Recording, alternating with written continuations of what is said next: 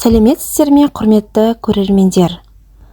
Бүгін аты аңызға айналған Анастасия Заворотнюк-Юрьевнаның өмірбаяны жайлы айтатын боламын. Анастасия 1971 жылғы халық әртістерінің отбасында Астрахань қаласында туылған.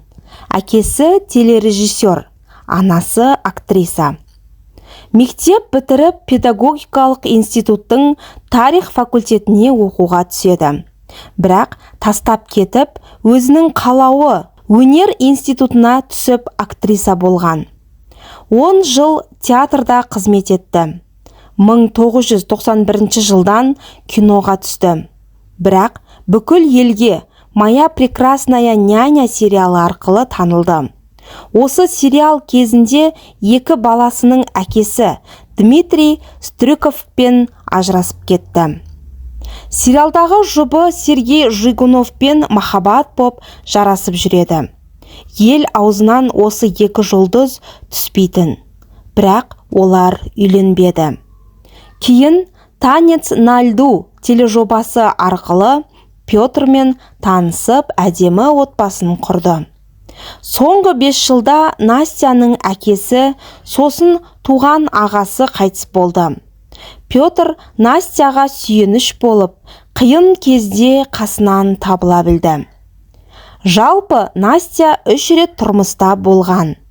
Алғашқы некесі 1991 жылы Олаф Шварцкопф деген неміс жігіт әскери ұшқышпен құрылды. Бала болмады. Екінші рет кәсіпкер Дмитрий Стрюковпен отбасы құрып, Анна мен Майклды дүниеге әкелді. Үшінші рет фигурист Петр Чернышевпен Миланы босанды.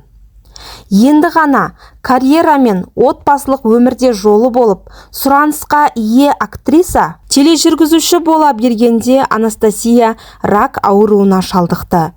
Рак миға түскен. Тура Жанна Фриске сияқты.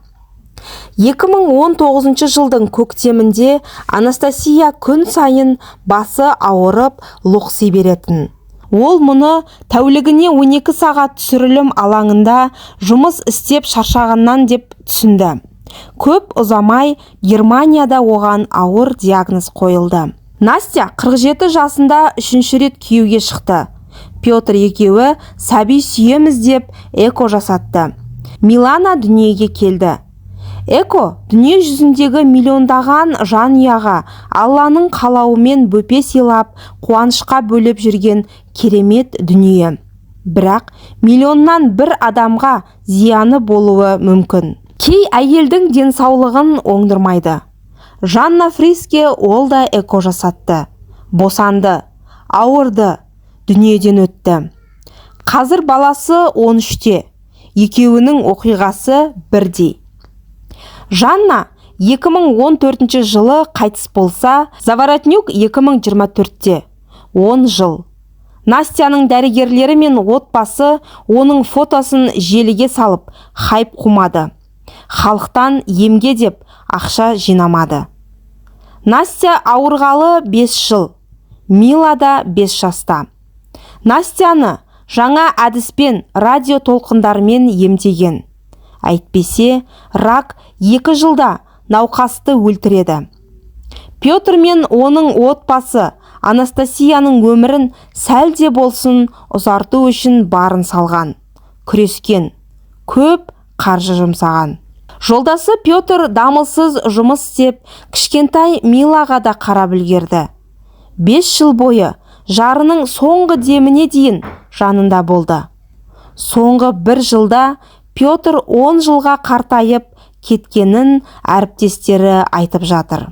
Дәл қазір Мәскеуде сүйкімді актриса Анастасия Заворотнюкты жер қойнына тапсырып жатыр. Настямен қоштасуға халық көп жиналыпты. Адамдар бір нәрсені түсініңіздерші. Бірінші байлық денсаулық. Қалғанын қолдан жасап, сатып алуға болады. Ауру, ажал жас, кәріге қарамайды. Өлмейтіндей өмір сүрмеңіздер. Аңдап басып, абайлап сөйлеңіздер. Алланың қаһары қатты. Шүкіршілік көп айтыңыздар. Бұл жалған дүниеде небір сұмдық нәрселер болып жатыр. Балаларымның қызығын көріп, немере шөбере сүюді тілеңіздер. Настяның 5 жасар қызын ойласам, жүрегім ауырады. Құдай аясын. Бақұл бол, прекрасная няня Анастасия.